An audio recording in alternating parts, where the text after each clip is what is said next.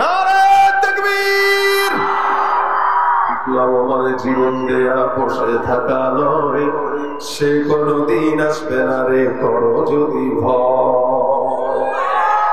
আসবে বিজয় রক্ত আর জীবনের বিনিময়, আসবে বিজয় রক্ত আর জীবনের বিনিময়। বিপ্লব মানে জীবন দেয়া বসে থাকা নয়, সে কোনদিন আসবে না রে করো যদি ভয়।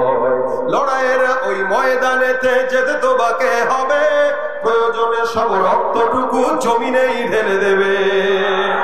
লড়াইয়ের ওই ময়দানেতে যেতে তোমাকে হবে, প্রয়োজনে সব রক্তটুকু জমিনেই ঢেলে দেবে। তবুও তোমায় লড়তেই হবে, মানবে না পরাজয়, ঠিক না? তবুও তোমায় লড়তেই হবে, মানবে না পরাজয়। বিপ্লব মানে জীবন দেয়া বসে থাকা নয়, সে কোনদিন আসবে না রে করো যদি ভয়। কাকে ভয় পাবো? জোরে জোরে বলেন কাকে? শেষ পর্যন্ত থাকবেন তো? মোনাজাত ধরে যাবেন তো? আমরা ঢাকার আলোচক, বেশি আলোচনা করি না, টেনশন নাই, কম আলোচনা করি। অল্প আলোচনা হবে, আমলের নিয়তে শুনবো ইনশাআল্লাহ। আলোচনা হবে কম, আমল হবে বেশি। কথা বলেন, কি হবে বেশি? আমল হবে বেশি ইনশাআল্লাহ। তবে যেগুলো আমি বলবো আল্লাহ যেন আগে আমাকে আমল করার তৌফিক দেয়, তারপরে আপনাদের সবাইকে দেয়। কষ্ট হবে না তো ইনশাআল্লাহ? আপনাদেরকে একটা কষ্ট দিব, খালি মাঝে মাঝে খোঁচাবো, একটু জবানটা খুলবেন। এটা কেন? আচ্ছা, ফুটবল খেলা হয় না, ক্রিকেট খেলা হয় না, সব ওই যখন গোল দেয় ওদের বলতে হয় না যে তোমরা একটু বলো গোল দিছি, এটা বলা লাগে না। গোল দিতে দেরি, চিল্লাইতে দেরি না। আমাদের দেশে ফুটবল প্রেমিকরা পতাকা বানায় এক একটা 10 কিলোমিটার। কি দেখেননি আপনারা? কথা কয় না, দেখছেননি? ফুটবল খেলে এই পাগলে হলো 10,000 মাইল দূরে, আর আরেক পাগল যশোরের মাটিতে বসে বসে চিৎকার দেয়। কি বলেন, ঠিক না?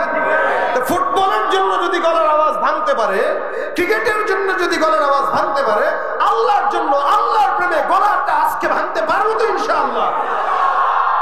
আল্লাহ কবুল করুন। বেশি কষ্ট দিব না, অল্প, খালি মাঝে মাঝে একটু আমার সাথে দিবেন আর কি, না মুজাকারা। আমিও বলবো, আপনারাও বলবেন। আমি একা বললাম, আপনারা চুপ থাকলেন, তাহলে আমি মনে করবো আপনারা মনে আমার কথা বুঝেন নাই। ঠিক আছে তো ইনশাআল্লাহ? আল্লাহ পাক তৌফিক দান করুন। আজকের মজমাকে আল্লাহ পাক কবুল ফরমান, এটাকে জান্নাতি মজমা হিসেবে কবুল করুন। দেখেন ভাই আমার, আমি যদি আপনাদেরকে প্রশ্ন করি, এই জায়গাটায় আমরা যারা বসা, বলেন তো এমন কে আছেন যে জিন্দেগিতেও কোনোদিন গুনাহ করি নাই? আছেন কেউ? এই যে একজন আরেকজনের পেছনে ছুটেন, একজন আরেকজনকে নাড়াচাড়া করেন, কোন নিয়তে নাড়াচাড়া করেন বলেন? আমাদের দেশের চায়ের দোকানগুলো সবচেয়ে বেশি নাড়াচাড়ার জায়গা, মানে গীবতের জায়গা। এক একটা সংসদ, রুটি উঠানোর টাকা নাই, বিস্কুট উঠানোর টাকা নাই, কলা উঠানোর টাকা নাই, 32 ইঞ্চি টিভি একটা লাগায় রাখছে, বসে বসে দেখে আর গীবত করে।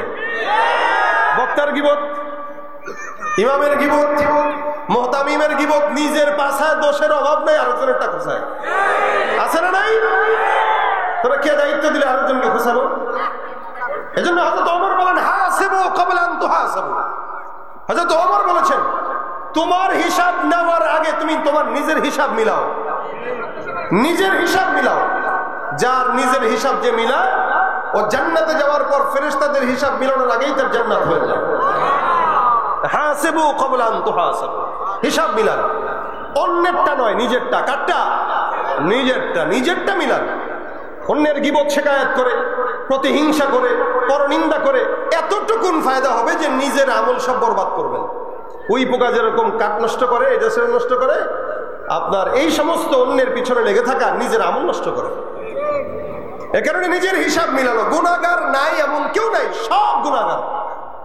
নবীরা ছাড়া, সাহাবা আজমাইনরা ছাড়া, নবী রাসূল, সাহাবা আজমাইন, তাবেঈন, এদেরকে আল্লাহ পাক নিজ গুণে ক্ষমা করে দিয়েছেন। সুবহানাল্লাহ, নিজ গুণে ক্ষমা করে দিয়েছেন আল্লাহ। এরপরে যারা আছে এরা অধিক সব গুনাহগার, সব গুনাহগার। আল্লাহ পাক গুনাহের মজাও যেভাবে বান্দাকে দিয়েছেন, গুনাহের সাজার ভয়টাও বান্দার দিলে দিয়ে দিয়েছেন। এই ভয়ের কারণেই তো ইমানদাররা গুনাহ করে না। আবার ভয় না থাকার কারণে ইমানদার গরু ছাগলের চাইতে নিকৃষ্ট হয়ে যায়। কি ঠিক না? কথা কি বুঝাইতে পারতেছি আমি? তাহলে দেখেন, গুনাহগার নাই এমন কেউ নাই, তবে হ্যাঁ আমরা 2024 সালে একটু বেশিই গুনাহগার, কারণ আমরা ফিতনা খুব বেশি পেয়েছি, যার কারণে এমন ফিতনা পেয়েছি 60 বছর 70 বছরের মুরব্বীরাও পর্যন্ত ফেসবুকে পড়ে থাকে সারাদিন। হ্যাঁ ঠিক না? ফিতনা। আমার চেয়ে ভালো যে 100 বছর আগে জন্মগ্রহণ করেছে সে, কারণ সে আল্লাহর নিকটবর্তী, রাসূলের নিকটবর্তী। যে রাসূলের যত নিকটে সে জান্নাতের তত নিকটে, আর যে রাসূল থেকে যত পিছিয়ে সে জান্নাত থেকে তত পিছিয়ে। আমরা তো অনেক সময় আমাদের আকাবির বুজুর্গানদিনদেরকে গালি দেই, যারা ইসলাম বুঝে নাই। আমি বুঝছি ইসলাম, আমি হাদিস পড়ি, আমি তাফসীর পড়ি, আমি সহিহ হাদিস শিখছি, এরা কি বুঝে? অনেক সময় আমরা এটা বুঝাইতে চাই, কিন্তু এটা মনে রাখেন যারা অতীতে চলে গেছে এরা হয়তো আপনার মতো বুঝে নাই, কিন্তু এরা জান্নাত ঠিকই কামাই করে নিয়ে গেছে। আর আপনি খুব বেশি বুঝার কারণে শয়তান কামাই করেন, জান্নাত কামাই করতে পারেন না। এই জন্য অতীতের লোকদেরকে গালি দিয়েন না, এরা জান্নাতের নিকটবর্তী। আল্লাহ পাক বলেন, ওয়াস-সাবিকুন আস-সাবিকুন উলাইকাল মুকাররাবুন ফি জান্নাতিন নাঈম সুল্লাতুম মিনাল আউয়ালিন ওয়া কলিলুম মিনাল আখিরিন। আচ্ছা, আমি যেটা তেলাওয়াত করলাম এটা কি আপনারা শুনছেন কোনোদিন? কথা কয় না। সূরা ওয়াকিয়া, এটা কোনটা? আমার আল্লাহ পাক রব্বুল আলামিন যারা বলে যারা সাবিকিন হয়ে গেছে এরাই তো আমার মাওলার নিকটবর্তী, এরাই তো জান্নাতের নিকটবর্তী। অধিকাংশ বান্দারাই তারা জান্নাতি, আর পরবর্তীতে যারা আসবে জামানা যত সামনের দিকে আগাবে এরা অধিকাংশ জাহান্নামী।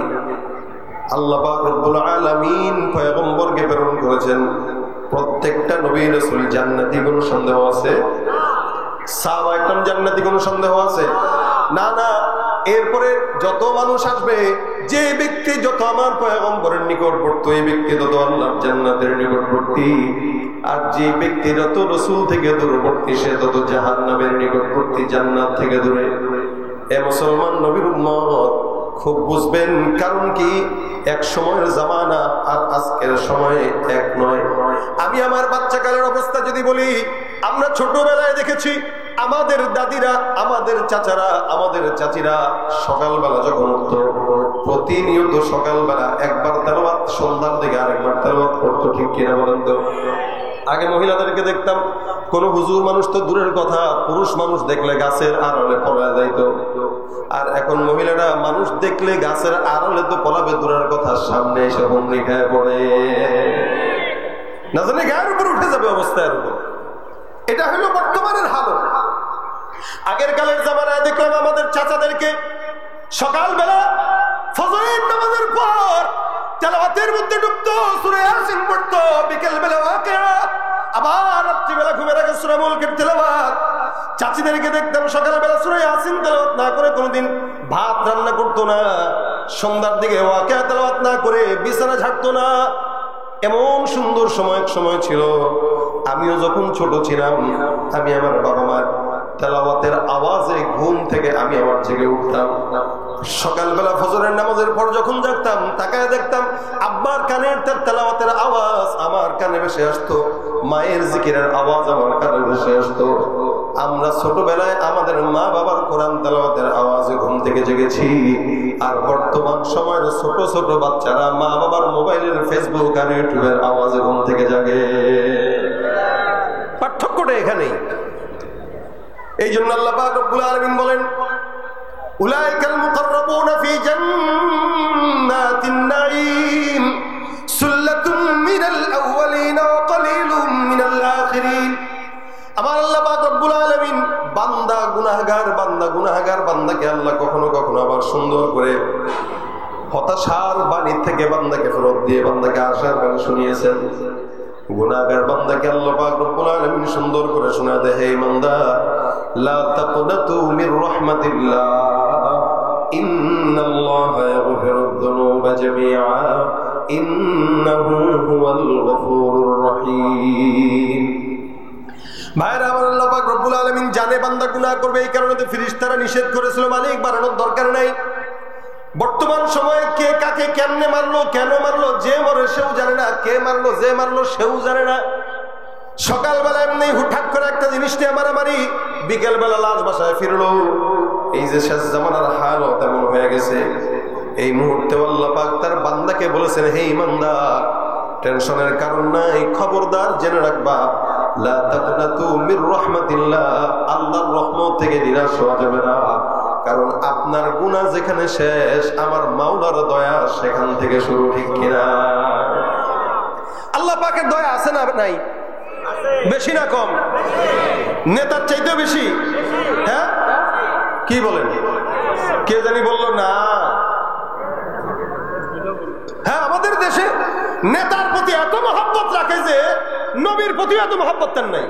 এ কারণে আমরা অতীতে দেখেছি বিশ্ব নবী মুহাম্মদ রাসূলুল্লাহকে যারা গালি দিয়েছে এদেরকে ছেড়ে দেওয়া হয়েছে, আর উলামায়ে কেরাম যারা এদেরকে ধরে ধরে জেলখানার ভিতরে ভরা হয়েছে। নেতার বিপক্ষে কথা বললে জেলখানায় দেওয়া হয়েছে, নবীর বিরুদ্ধে কথা বললে জেলখানায় জামায় আদর রাখা হয়েছে। মনে রাখবেন, এ মুসলমান, আপনার নেতা যত বড় হোক না কেন, আপনার নেতা যতদিন আপনি তার পিছনে থাকবেন ততদিন আপনাকে দেখবে স্বার্থ শেষ টিস্যুর মতো ব্যবহার করে ফেলে দিবে। টিস্যুর মতো ব্যবহার তারা আপনাকে আমাকে করে। এজন্য আপনার বিপদে সে একাই দোষ থেকে বিচারিত হয়ে যায়, আপনাকে নিয়ে যায় না, একা পলায়, আপনাকে নেয় না। আপনি কার পিছনে দৌড়ান, কার পিছনে ছুটেন? আপনার নেতা আপনাকে চিনেই না, যার কারণে একা চলে যায়। কেউ লুঙ্গি পরে আর কেউ দাড়ি শেষে তারপরে ধরা খায়। এখনো ছুটবেন তাদের পিছনে? হ্যাঁ, আবারও বলছি, আপনারা এটা মনে করেন না, আপনারা এটা মনে করেন না এদেশ মনে হয় দুর্নীতি থেকে মুক্তি হয়েছে, এদেশ মনে হয় স্বৈরাচারী থেকে মুক্তি হয়েছে। না, হয় নাই, হয় নাই। কিয়ামত পর্যন্ত হবে না যদি কোরআনের আইন বাস্তবায়ন না হয়। এক চোর যাবে, আরেক চোর বসবে, এক সন্ত্রাস যাবে, আরেক সন্ত্রাসী বসবে, এক দুর্নীতিবাজের বিদায় হবে, আরেক দুর্নীতিবাজ বসবে। ইসলাম ছাড়া, খেলাফত ছাড়া শান্তি আশা করা যায় না, যাবে না, যাবে না, ঠিক কিনা?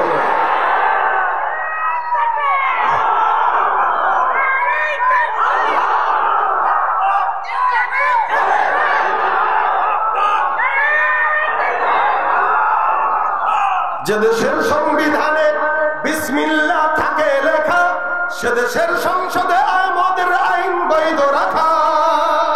যে দেশের সংবিধানে বিসমিল্লাহ থাকে লেখা, সে দেশের সংসদে হয় মদের আইন বৈধ রাখা। বলো না কাকে রেখে কাকে ছেড়ে বলবো কথা, বলো না কাকে রেখে কাকে ছেড়ে বলবো কথা। সবই তো নাচের বদল মার্কিন হলো আসল খোদা, সবই তো মাছের বদল দিল্লি হলো আসল খোদা। দেশটা নয় তো কারো বাপের ভিটা, করবে মন চাহিলেই যখন যেটা। দেশটা নয় তো কারো বাপের ভিটা, করবে মন চাহিলেই যখন যেটা। দেশটা লক্ষ মায়ের ইজ্জতেরই দামে কেনা, মাটিতে মিশে আছে লাখ শহীদের রক্ত কণা। দেশটা লক্ষ মায়ের ইজ্জতেরই দামে কেনা, মাটিতে মিশে আছে লাখ শহীদের রক্ত কণা।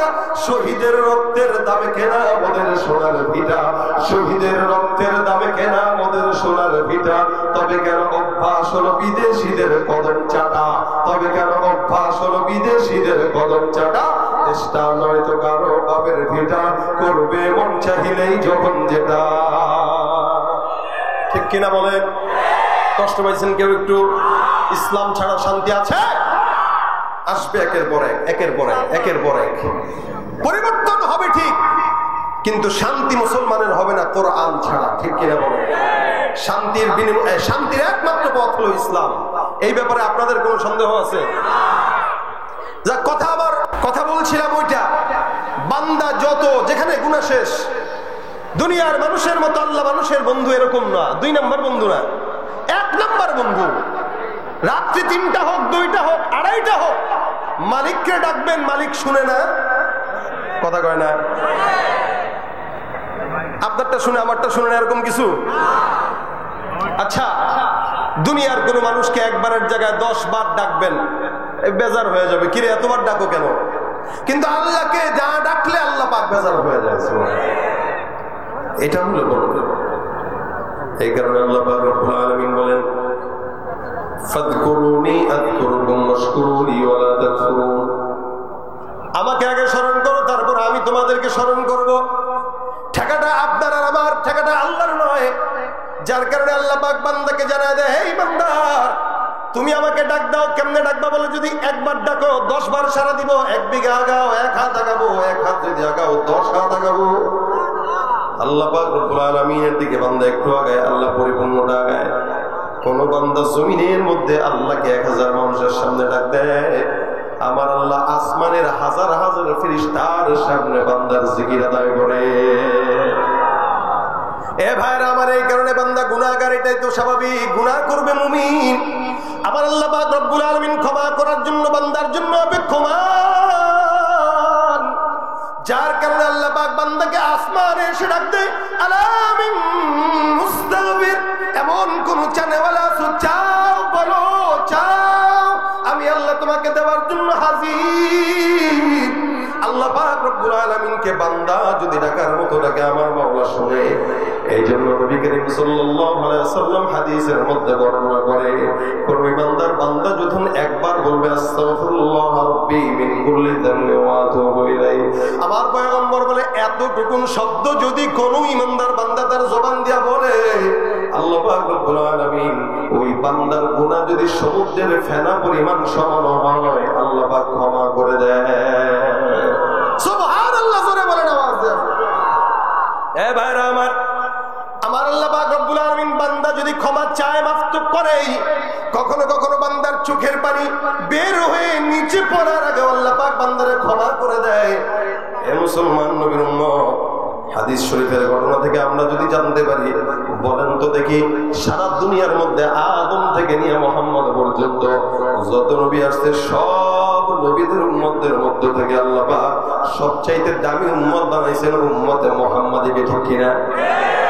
আপনার আমার সম্মান এত বেশি, যার কারণে আল্লাহর হাবিব বলেন, এত বেশি জমিনের থেকে বিদায় হওয়ার পর সব নবীর উম্মতদের মধ্যে আল্লাহ পাক রব্বুল আলামিন সবার আগে যে উম্মতকে জান্নাতে দিবে তারাই হলো আখির নবীর উম্মত। সুবহানাল্লাহ। আমাদের আগে কেউ যাবে না, জান্নাত খুলবে, ঢুকবো আমরা। আল্লাহ পাক এত সম্মানিত বানাইলেন, যেখানে আপনাকে আমাকে আল্লাহ পাক এত সম্মানিত করলেন, সেখানে অন্য সব নবীরা ফেল, নবীর উম্মতরা ফেল, আমাদের নবী আর আমরাই হলাম সবার আগে। সুবহানাল্লাহ। আল্লাহর হাবিব সাল্লাল্লাহু আলাইহি ওয়াসাল্লাম হাদিসের মধ্যে ঘটনা বর্ণনা করেন। নবী করিম সাল্লাল্লাহু আলাইহি ওয়াসাল্লাম বলেন, আগের কালের বনি ইসরাইলের জামানার ঘটনা। একজন লোক ছিল গুনাহগার, এত বড় সন্ত্রাস, প্রতিনিয়ত খালি মানুষকে খুন করতো, যাকেই করে তাকেই খুন করতো। এখানে এমন কেউ আছেন যে খুন করছেন? হ্যাঁ, থাকলেও বলবে না, বলবে থাকলেও বলবে না, কিন্তু রাজনৈতিক কন্দলে ঠিকই একটা একটা পিটাইছে, পিটাইছে না? তাই খুন করে নেওয়ালা লোক অনেক আছে। এই লোক আজীব লোক, সে একটা না দুইটা না, 99টা খুন করছে। কয়টা? 99টা। আচ্ছা কোন দেখি যে এই লোক 99টা খুন করছে, এটা কয়বার মিনিমাম ফাঁসি দেওয়া দরকার ছিল? 99 বার। তাই 99 বার ফাঁসি দেওয়ার আসামি। হঠাৎ করে মাথার মধ্যে আসছে, মালিক এত অন্যায় করলাম, এত গুনাহ করলাম, আল্লাহ মেহেরবানি করে আমারে মাফ করে দিও। একটু এহসাস আসছে ভিতরে। আল্লাহর বান্দাটা গেছে একটা আবেদের কাছে। আবেদ বুঝেন নিয়ে ইবাদত করে যারা আবেদ, আলেম না আবেদ। মনে রাখবেন, ইলম ছাড়া আবেদের দাম নাই। আল্লাহর হাবিব সাল্লাল্লাহু আলাইহি ওয়াসাল্লাম বলেন, এ মুসলমান যত আবেদ হোক না কেন, 1000 আবেদের চাইতেও একজন আলেম আল্লাহর দরবারে অনেক দামি। সুবহানাল্লাহ। আবেদের কাছে গেছে, যে বলে, ভাই আমি তো খুন করছি ভাই 99টা, এখন মনে চাইতেছে একটু আল্লাহর কাছে মাফ টাফ চাই। আল্লাহ কি মাফ টাফ করবেনি আমারে? একটু বলে দেখবেন নি? আবেদ দেখ দেখ ইন্না লিল্লাহ করছে কি? 99টা খুন আপনি করছেন? বলে হ্যাঁ রে মিয়া, দেখ বাগেন, আল্লাহ ঠেকা পড়ছে, আপনারা মাফ করবো। হ্যাঁ, বান্দার অভাব আছে, যান যান যান যান, সরেন। মাফ এত সোজা না। 99টা খুন করে মিয়া মাফ চাইতে আসছেন, কই পাইছেন এগুলা? বেচারা এমনিও সন্ত্রাসী মানুষ, ডাকাত মানুষ, এর মেজাজ গেছে আরো গরম হয়ে, পকেটেই ছুরি ছিল। শালা আমি যদি মাফ না চাই তোরও তো শেষ করবো। ছুরিটা নিয়ে দিয়ে ধুপ করে দিছে পেটের ভিতরে ঢুকাইয়া। আগে ছিল 99টা, এখন হচ্ছে কয়টা? সেঞ্চুরি। এখন তো সেঞ্চুরি করার পরে ইন্না লিল্লাহ, এটা তো আর ক্রিকেটের রান না যে করলে পুরস্কার আছে, এটা তো খবর আছে। মনে মনে আবার ডাক দেয় আস্তাগফিরুল্লাহ, কি করে ফেললাম এটা, আহা মাথা গরম করে ফেলছি, তাই না? এবার আরেকজনের কাছে যায়, এবার আরেকজন আলিমের কাছে গেলেন, যাওয়ার পরে ডাক দেয়া বলতেছেন, হুজুর গুনাহ করলাম, এত এত গুনাহ করলাম যে গুনার কোনো শেষ নাই। বলেন তো দেখি, 99টা খুন করছিলাম, খুন করার পরে একজন আবেদের কাছে গেছি মাফ চাওয়ার জন্য, এটা কইছে মাফ পাবো না, মেজাজ গরম হয়ে গেছে, ওইটারও খুন করে দিচ্ছি। 100টা পূর্ণ করে আপনার সামনে আসলাম, বলেন দেখি মাফ পাবো কিনা। হুজুরে কয় অবশ্যই অবশ্যই, টেনশনের কারণ নাই, 100 করছেন কোনো সমস্যা নাই, আমার আল্লাহ মাফ করে দিবে। 100টা খুন করছি মাফ করবে তো? অবশ্যই করবে। আরে একজন ইমানদার যদি খালি নিয়ত করে, নিয়ত নেকের নিয়ত করে, তবু আল্লাহ পাক তাকে একটা নেকি লিখে দেয়, করে নাই এরপর লিখে দেয়। কেউ যদি নেক কাজের নিয়ত করে কিন্তু করে নাই, আল্লাহ রাসূল বলেন কাতাবাল্লাহু লাহু হাসানাতান কামিলা, পরিপূর্ণ একটা নেকির সওয়াব তার আমলনামায় লেখা হয়ে যায়। এ ভাইরা আমার, এই বেচারা নিয়ত করলো আল্লাহর দরবারে, আল্লাহ অনেক গুনাহ হয়ে গেছে মালিক, মাফ চাওয়ার জন্য আসছি, হে হুজুর বলেন তো কই যাওয়া যায়? হুজুর ডাক দেয়া কয়, অমুক এলাকায় এমন একজন বুজুর্গ আছে, আপনি তার কাছে যাবেন, তার হাত ধরে আল্লাহর কাছে মাফ যাবেন আর বায়াত হবেন, আল্লাহ পাক ক্ষমা করে দিবে ইনশাআল্লাহ। একটু তার কাছে যা দোয়া চান আর তার হাতে বায়াত হয়ে মুসলমান হয়ে যান, ভালো হয়ে যান। মনে করেন উদাহরণ মতো এটা যশোর শহর না, এটা শহর, এখান থেকে মনে করেন ঢাকা যাইতে বললো, আল্লাহর বান্দাটা মাগুরা পর্যন্ত গেছে, আল্লাহ পাক ডাক দেয়া বলে জিবরাইল, আজরাইল এই লোকটার টাইম শেষ, এটা শেষ করে দাও। আজরাইল ডাক দেয়া কয় মালিক এটা তো তওবা করবে। আল্লাহ কয় যাও, মাফ মাফ তো না, তওবা তো করতে গেছে, হায়াত তো শেষ হয়ে গেছে, এটার হায়াত শেষ যেহেতু এটার জান কবজ করে নাও। আজরাইল জান কবজ করে নিল। বান্দা এখানে হায়াত শেষ, ঢাকা পর্যন্ত যাবার কথা, মাগুরা গেছে, বেশি গেছে না কম গেছে? কম গেছে। অনেক রাস্তা বাকি, এখন প্রায় 170 কিলো বাকি। এ মুসলমান নবীর উম্মত, মাত্র গেছে অল্প রাস্তা, 50 কিলো বাকি আছে, 150 কিলো। ইন্তেকালের পর ফেরেশতারা 2 ভাগে ভাগ হয়ে গেছে, একদল কয় জান্নাতি আর একদল কয় জাহান্নামী। জাহান্নামের ফেরেশতারা কয় আল্লাহ এটা তো গুনাহ করছে, 100টা খুন করছে, মাফ কেমনে হবে? আবার জান্নাতের ফেরেশতা কয় মালিক এটা তওবার নিয়ত করেছে, তওবা করতে পারে নাই, জান কবজ করছো, আয় আল্লাহ এই বান্দা নিয়ত করছে, নিয়তের বদৌলতে মাফ করে দাও। আল্লাহ পাক রব্বুল আলামিন কয় যা যা, কার কথা শুনবো? তোরা কস একটা, এরা কয় একটা, একটা কাজ কর, এই বান্দা যে তওবার জন্য রাস্তায় রওনা হয়ে গেছে, দেখ বান্দা কোন জায়গায় যায় মারা গেছে। বান্দা তার ঘর থেকে যে স্থানটায় মারা গেছে, ওই স্থানটা তওবার রাস্তা যদি বেশি হয় জান্নাতি, আর তওবার রাস্তা যদি কম হয় তাহলে জাহান্নামী। যাও মাপা শুরু করো। আল্লাহ পাকের আদেশে ফেরেশতারা রাস্তা মাপা শুরু করে দিল। ফেরেশতারা মাপা শুরু করলো এদিক দিয়ে। আচ্ছা বলেন তো জমিনটা কার? আমার আল্লাহ পাক রব্বুল আলামিন জমিনকে আদেশ দেয়, জমিন যে আমি আল্লাহ পাক রব্বুল আলামিন আদেশ করলাম, যেই বান্দাটা বাসার থেকে তওবার দরজা পর্যন্ত রওনা হয়ে গেছে, বান্দার রাস্তা যে কম আমি আল্লাহ জানি, কিন্তু আদেশ করলাম যাও জমিন, আমি আল্লাহর আদেশে তুমি তওবার রাস্তা পর্যন্ত লম্বা হয়ে যাও। তুমি পারো করতে মোচন অভাব দুঃখী লোকের, তুমি পরম মুক্তি দাতা মালিকে জগতের, তুমি পারো করতে মোচন অভাব দুঃখী লোকের, তুমি পরম মুক্তি দাতা মালিকে জগতের, তোমার কাছে চাই যে পানা, তোমার কাছে চাই যে পানা আমরা প্রতিদিন, তোমার দয়ায় পূর্ণ আমার সারা নিশিদি। আল্লাহ তুমি দয়ার সাগর, আল্লাহ তুমি দয়ার সাগর, রহমানুর রহিম, তোমার দয়ায় পূর্ণ আমার সারা নিশিদি। দয়া করছেন কে? এদিক দিয়া জমিন কাদের দিয়া বললো জমিন লম্বা হয়ে যাও।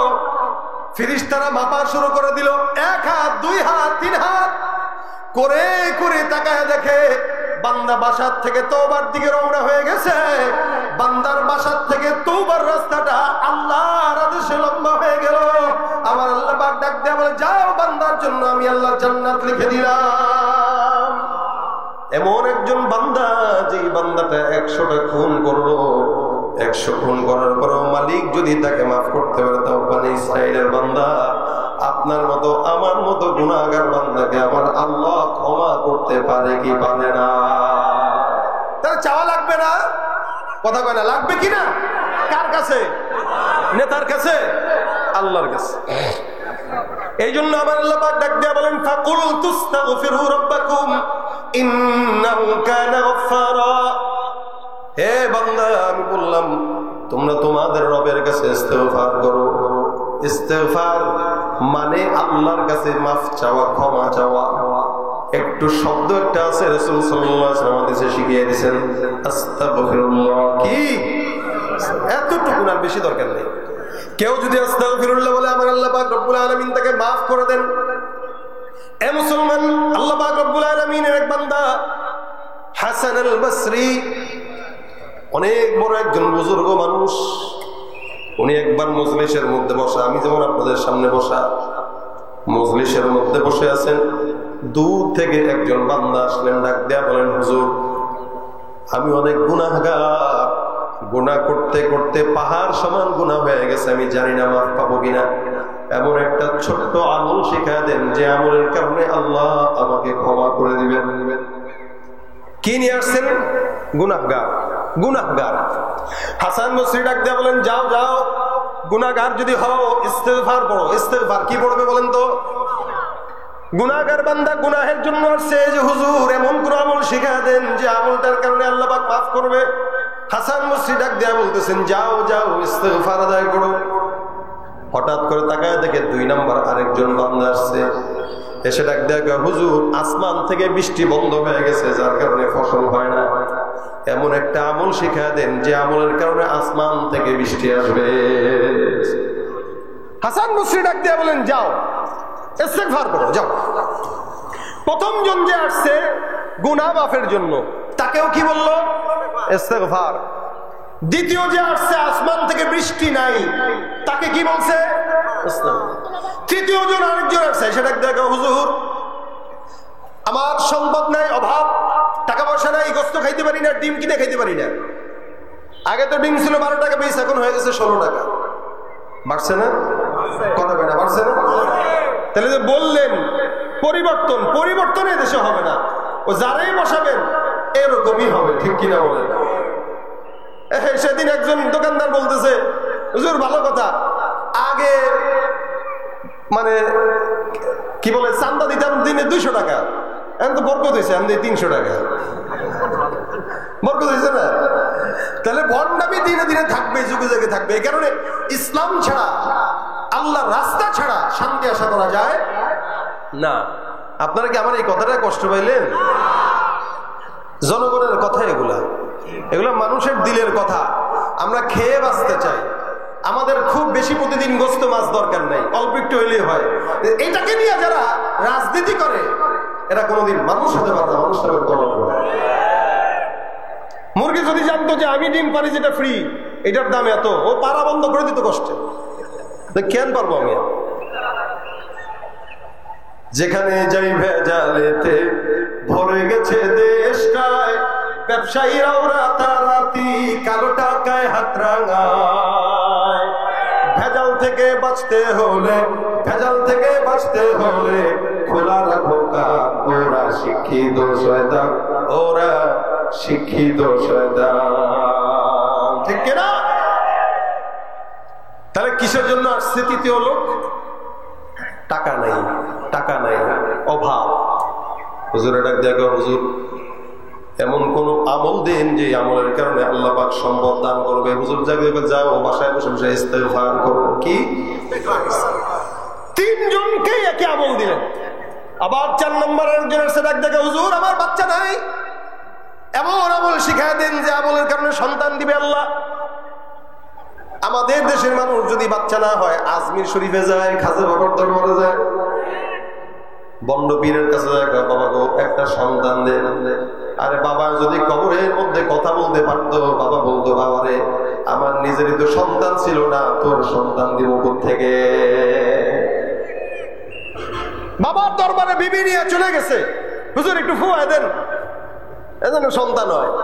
হুজুরের তো ওই কোয়ালিটির বাপ। আমাদের দেশে মাজার গুলো যেগুলো আছে, যেখানে গাঁজা খাওয়া হয় আর পূজা করা হয়, এগুলো সব শিরকের আড্ডা। মনে রাখবেন, কোন পীরও জান্নাতে যাবে এটার কোনো গ্যারান্টি নেই। গ্যারান্টি আছে? কোন বাবার কাছে, পীরের কাছে, মাজারে যায় সন্তান চাওয়া যাবে? যাবে? কেউ যদি চায় ইমান থাকবে? বাবার দরবারে যায়, বিবি নিয়ে কয়, বাবা গো সন্তান দেন। বাবা কয় ঠিক আছে, বউরে আমার দরবারে এক সপ্তাহের জন্য সিল্লা রেখে যাও, এতে কাফ। বাবার দরবারে যদি বউরে এতে কাফে রাখেন, বুঝতে হবে এই বউয়ের সন্তান আপনার না, আপনার বাবার হবে। কথা বলেন ঠিক কিনা? এই কোন সবার জন্য বলতেছি, কোন মাজারে ফাজারে বাবা, খাজা বাবা, ভণ্ড বাবা, পীর বাবার কাছে সন্তান চাওয়া জায়েজ নাই। চাইতে হবে কার কাছে? পীরগিরিয়ার মাজার পূজা চলছে দেশটা জুড়িয়া, শিরকি আর ভণ্ডামিতে দেশটা গেছে ভরিয়া। পীরগিরিয়ার মাজার পূজা চলছে দেশটা জুড়িয়া, শিরকি আর ভণ্ডামিতে দেশটা গেছে ভরিয়া। গাজার কলকি টান মারিয়া, গাজার কলকি টান মারিয়া দেখায় খাজার শান, ওরা শিক্ষিত শয়তান, ওরা শিক্ষিত শয়তান, ওরা দুর্নীতির ওই আখড়ায় বসে, দুর্নীতির ওই আখড়ায় বসে জাহির করে জ্ঞান, কলম দিয়ে কামায় টাকা, ঘরে সাধুর ভাত। ওরা শিক্ষিত শয়তান, ওরা শিক্ষিত শয়তান, ওরা শিক্ষিত শয়তান। আলেম নামেও কত দেখো টাকার মোহে পড়িয়া, স্বার্থের পিছে দৌড়াইতেছে কোরআন হাদিস ছাড়িয়া। আলেম নামেও কত দেখো টাকার মোহে পড়িয়া, স্বার্থের পিছে দৌড়াইতেছে কোরআন হাদিস ছাড়িয়া। জিহাদ ছেড়ে কেউ বা ধরছে, জিহাদ ছেড়ে কেউ বা ধরছে দরবেশের ভাত। ওরা শিক্ষিত শয়তান, ওরা শিক্ষিত শয়তান, ওরা শিক্ষিত শয়তান। ওরা কি? জোরে বলেন কি? বাইরে আমার সন্তান চাবো কার কাছে? টাকা চাবো কার কাছে? বিপদ আসলে চাবো কার কাছে? বৃষ্টি না আসলে চাবো কার কাছে? হাসান বসরির কাছে ডাক দিয়ে বলো, হুজুর আমার টাকা নাই, ইস্তেগফার পর, গুনাহ হইছে ইস্তেগফার পর, সন্তান নাই ইস্তেগফার পর।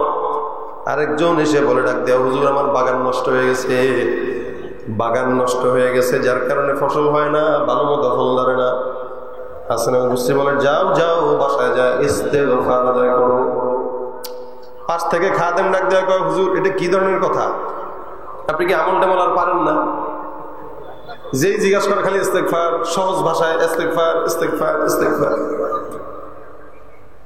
হাসান আল বসরি ডাক দিয়া বলতেছেন, কষ্ট হইতেছে আপনাদের, ঘুম আসতেছে আপনাদের, হাতটা তুলেন সবাই, লিল্লাহি তাকবীর।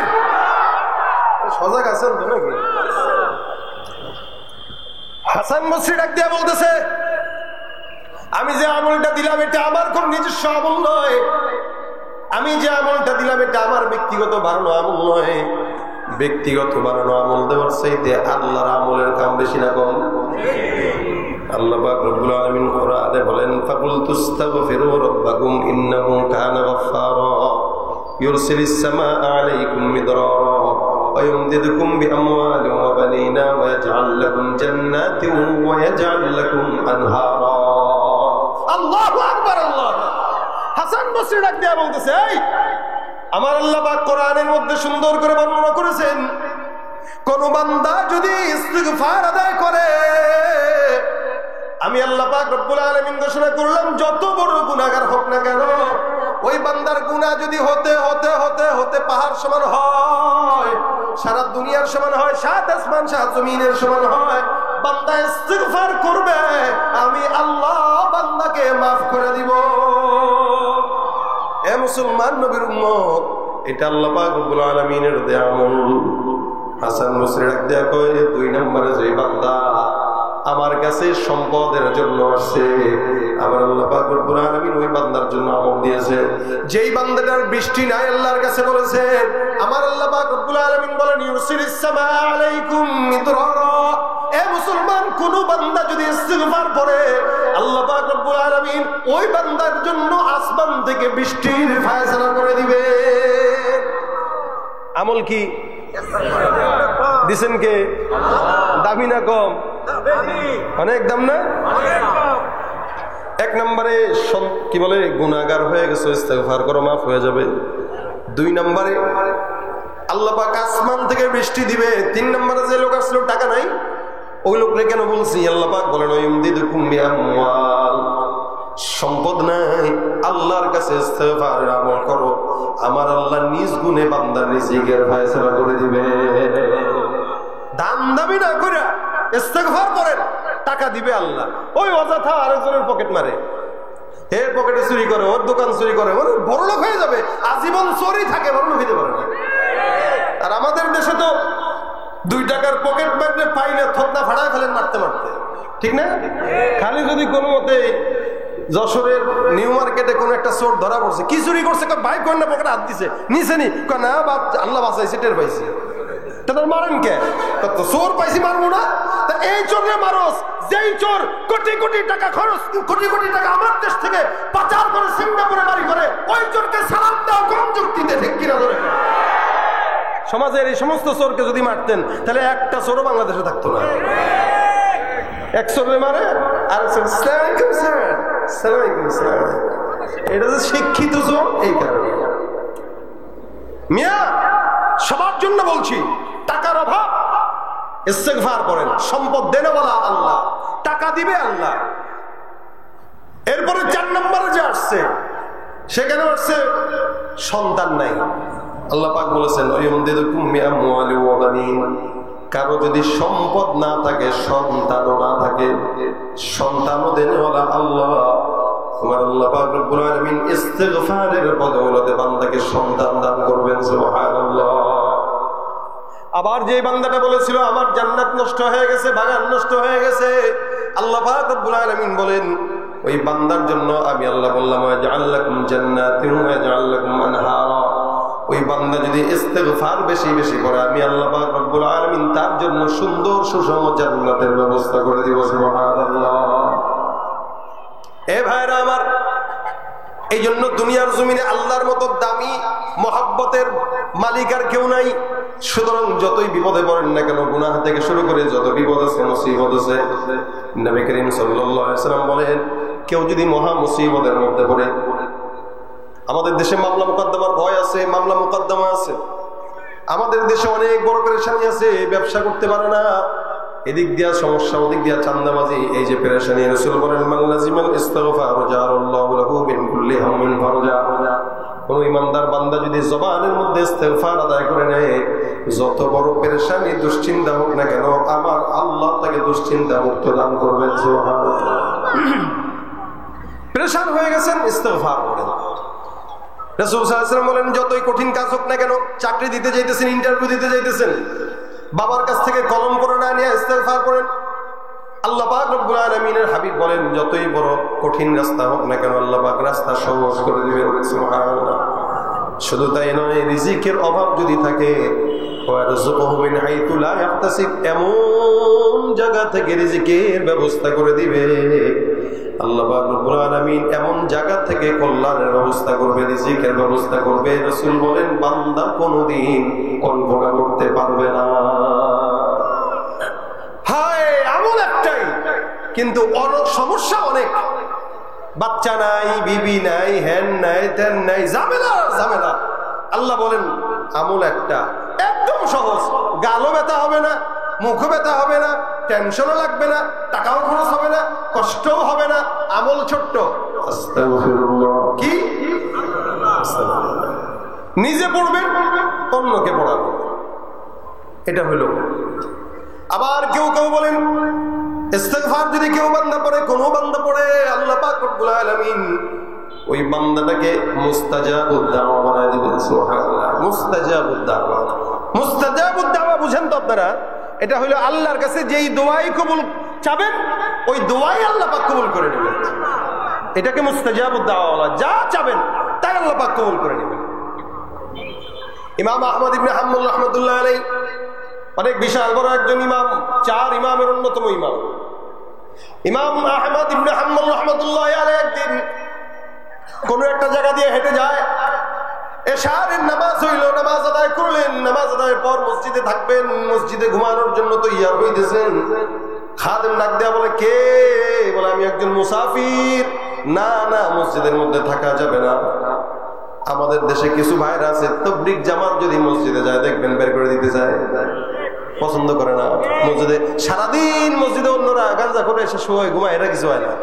আর বাংলাদেশের জাতীয় মসজিদ হলো সবচেয়ে বেশি অবহেলিত, বাইতুল মুকাররম সবচেয়ে বেশি অবহেলিত। যত বাইতুল মুকাররম আর পল্টনের গাঁজাখোর আছে সারাদিন মসজিদের ভিতরে নামাজ পড়ার জন্য মসজিদে থাকে, কিন্তু আপনি একটু যে সুন্দর করে বসবেন, তেলাওয়াত করবেন, উঠাই দেবেন।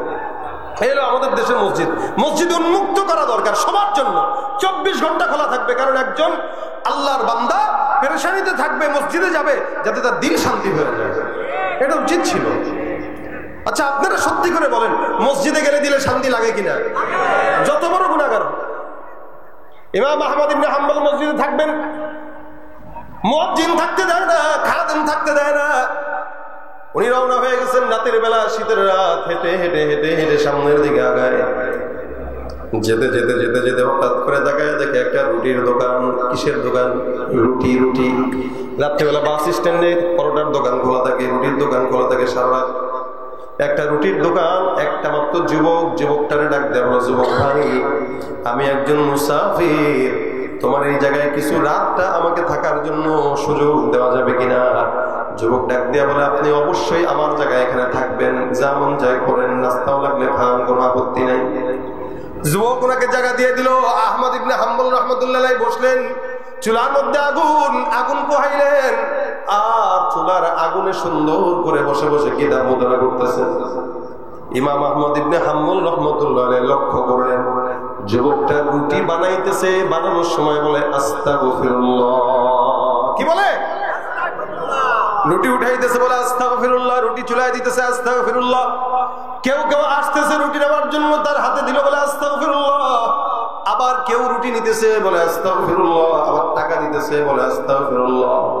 অর্থাৎ যুবকটা যতক্ষণ আহমদ ইবনে হাম্বল রাহমাতুল্লাহ এখানে ছিলেন, ততক্ষণ তাকায়া দেখে এই যুবকটার জবানের মধ্যে আস্তাগফিরুল্লাহ আস্তাগফিরুল্লাহ জিকির।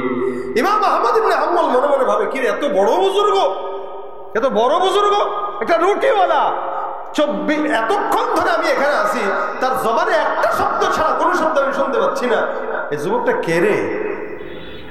আহমদ ইবনে হাম্বল রাহমাতুল্লাহ আলাইহি ডাক দিয়া কয়, এ যুবক তুমি কে? যুবক ডাক দিয়া বলতেছে, হুজুর আমি একজন সাধারণ মানুষ। এত বারবার তুমি ইস্তেগফার কেন পড়ো? বলে ইস্তেগফার করার কারণ হলো, ইস্তেগফারের কারণে আল্লাহ পাক রব্বুল আলামিন আমার মতো নালায়েক বান্দাকে মুস্তাজাবুদ দাওয়া বানিয়ে দিয়েছে। আমি আমলটা করে মুস্তাজাবুদ দাওয়া হইছি। আসলেই সত্যিই? বলে হ্যাঁ। কিভাবে বুঝলা? আমি আমার এই জীবনে যত দোয়া করেছি এমন কোন দোয়া নাই যেটা আল্লাহ কবুল করে নাই। আমার নাম আহমদ ইবনে হাম্বল। যুবকটা আল্লাহ ওয়ালাকে জড়ায় ধরে ডাক দেখা, হুজুর ইস্তেগফারের এত ফজিলত আমি নিজের চোখে দেখলাম, এর চাইতে বড় ফজিলত পূর্ণ আমল আর আমি পাই না। এই জন্য ভাইরা আমার, ইস্তেগফার বহুত বড় ফজিলতপূর্ণ আমল, যেটা আমার আল্লাহ স্বয়ং দিয়েছেন। গুনাহ হয়ে গেছে তো পড়েন, বিপদে পড়েছেন তো পড়েন। আল্লাহ পাক আপনার সব মনের আশা পূরণ করার জন্য একটা আমলই যথেষ্ট। হাতের কাজ আছে, পায়ের কাজ আছে, জবানের কোনো কাজ নাই। জবানের একটা মাত্র কাজ বানায় রাখবেন, আস্তাগফিরুল্লাহ আস্তাগফিরুল্লাহ আস্তাগফিরুল্লাহ আস্তাগফিরুল্লাহ আস্তাগফিরুল্লাহ। বলেন তো পড়তে কি গালে ব্যথা করে কিনা? হ্যাঁ, জিভে ব্যথা হয়। আচ্ছা বলেন তো মাথার ব্যথা হয় কিনা, কপালের ব্যথা হয় কিনা, কানের ব্যথা হয় কিনা? কানে ব্যথা হয় না? কান ব্যথা হয় না? কথা বুঝেন নাই। কান কি ব্যথা করে কিনা? এমনি মাথা ব্যথা করে কিনা? পেটও ব্যথা করে কিনা? সব অঙ্গ ব্যথা আছে, লেকিন জিহ্বা কোনোদিন ব্যথা হয় না। কারণ কি? জিহ্বা দিয়া বান্দা আল্লাহর নামের জিকির আদায় করে, ঠিক কিনা? ইলাহা ইল্লাল্লাহ লা ইলাহা ইল্লাল্লাহ লা ইলাহা ইল্লাল্লাহ